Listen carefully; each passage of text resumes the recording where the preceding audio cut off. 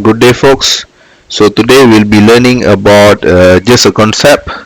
Basically, I want to share with you.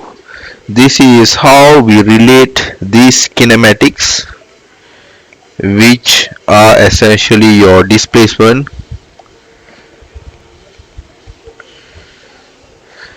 and your velocity and your acceleration time graph with perspective of linear maths. Okay, so this is just a concept. I think just to revise again the concept of linear graph, let's put a variable. Let's say your graph looks like this. Alright, so this is a graph just for you to learn about the concept of slope. What do you know about slope? Let's start with the linear function equation. The linear function equation is y equivalent to mx plus c, and the m in this equation we call it as slope. Alright, and how you can imagine the concept of slope? Just imagine this simple thing. Slope, imagine that you are walking here. Alright, and let me call this as point A, let me call this as point B, let me call this as point C and point D. So point A to B, how do you feel? You feel there is a slope, right? Because basically you have an angle at this point, therefore you will have a value of slope. Imagine point B and C is a flat line. Alright, so in that case you don't have a slope, so your slope will be equivalent to 0. At point A to B you will have a positive slope, your slope is greater than 1. And point C to D, if you are walking here, you are going downhill, so you have your slope less than 0. Alright, so this is how you can just imagine the simple concept of slope. Alright, so let us relate this with the concept of linear function. Alright, and we start with basic, which is yx, and I have a straight line as such, and if I have a straight line as such, this straight line equation is y equal to mx plus c. Now on top of this straight line I have couple of points. This is my point 1, let me call this as x1, y1. This is my point 2, x2, y2. This is my point 3, x3, y3. So what do we learn about slope? No matter which points you are using on top of the straight line, you will end up with the same slope, because essentially your slope is determined by the angle that is elevated from the ground. Alright, in this case the angle that is elevated from x-axis, and the angle is uniform throughout.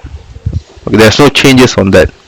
So if you use this formula to find the slope, which is the famous formula m equivalent to y2 minus y1 divide x2 minus x1, which are your y2 denoted by the second coordinate, whichever you are choosing it, and y1 whatever the first coordinate you are choosing it.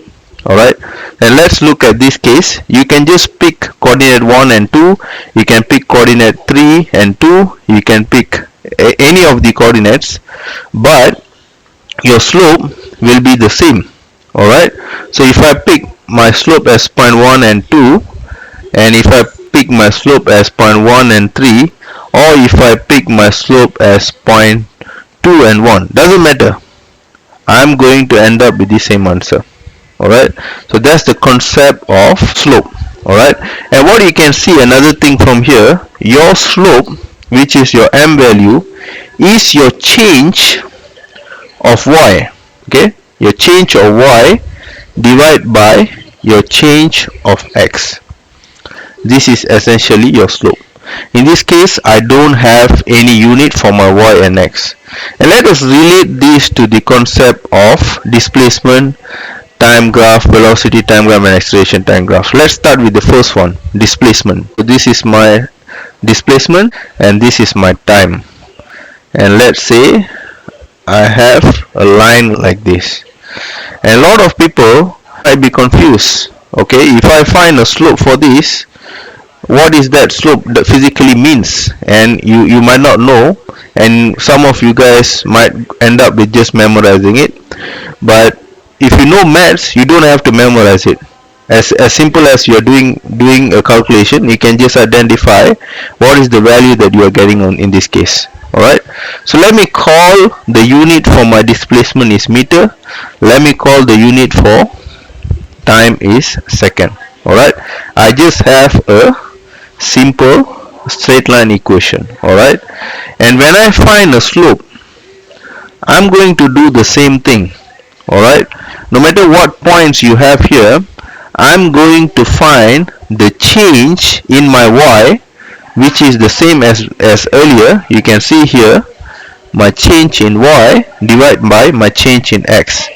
In this case, my change in y is my change in s, right? So that's gonna be my change in s divided by my change in time. And let us do a simple unit analysis here.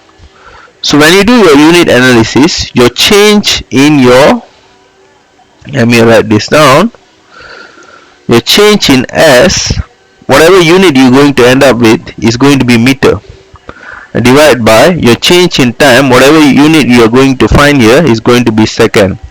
Meter over second is the unit for velocity.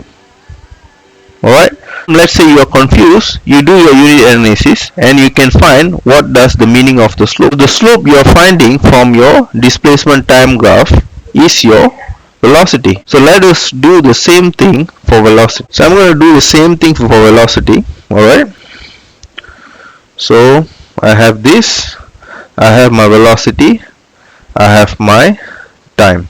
Alright, and I have a straight line here. And I'm going to do my unit analysis here. As I know, my velocity, the unit for that is meter over second, and my unit for my time is second. So what am I finding for slope is my change in y divided by my change in x. So if I do my unit analysis, my unit for y is meter over second, and my unit for my x-axis is going to be second. So meter over second divided by second, I get meter over second square. So meter over second square is the unit for acceleration. Alright, so now you know, if you find your slope for your velocity time graph, you will get acceleration. Alright, and now let us learn another concept, which is area under the graph.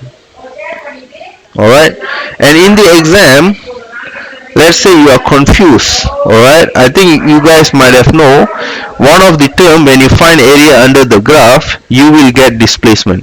And let's say you are confused. So one of the point, I think you know, when you find area under the graph, you will find the displacement. But let's say you are confused whether it's going to be velocity time graph, acceleration time graph, or displacement time graph. It's just simple. So your area under the graph is basically your area, right? So you have your width multiplied by your height. In this case, my width is going to be my x-axis. So what's the unit on my x-axis is second, and my height, what's the unit on my height is meter over second.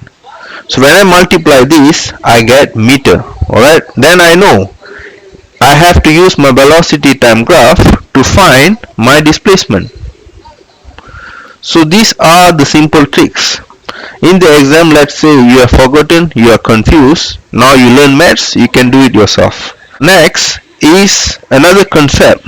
Alright, so let's say you have a graph in such a way, this is a non-linear graph, and the graph looks like this.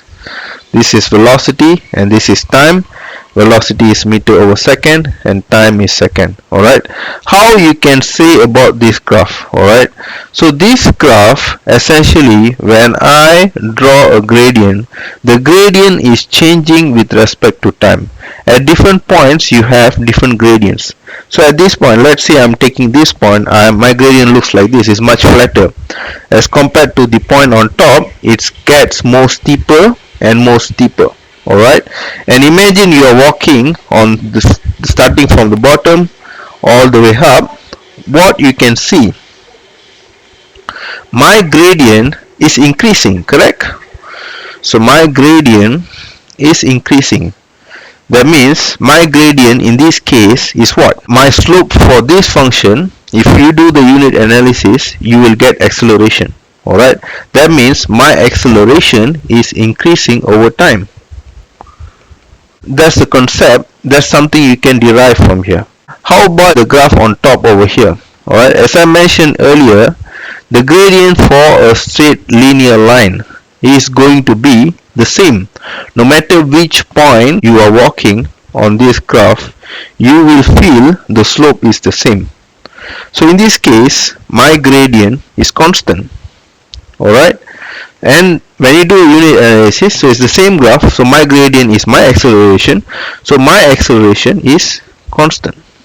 Alright, and these are some of the things you can just derive just by knowing simple mathematics. Likewise, if you have a displacement time graph, you can do the same thing.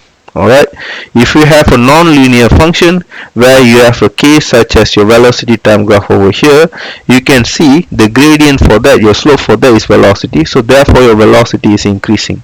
If you have a flat line like the one that I showed in the top here for the velocity time graph, you have just a straight line. That means your gradient is constant. That means whatever slope you are finding for displacement time graph is going to be your velocity, so therefore your velocity is constant. Alright, and last but not least, let's do for acceleration. If you have an acceleration time graph, alright, and let's say you have a flat line, alright, so in this case your acceleration doesn't change over time, so your acceleration is constant. Alright, and if you have a graph as such like this, you have acceleration and time, and you have a graph like this, that means over time your acceleration is kept on increasing. Alright, so that's something you can derive from this graph. So therefore I think you guys have learned something new today, and see you in the next video.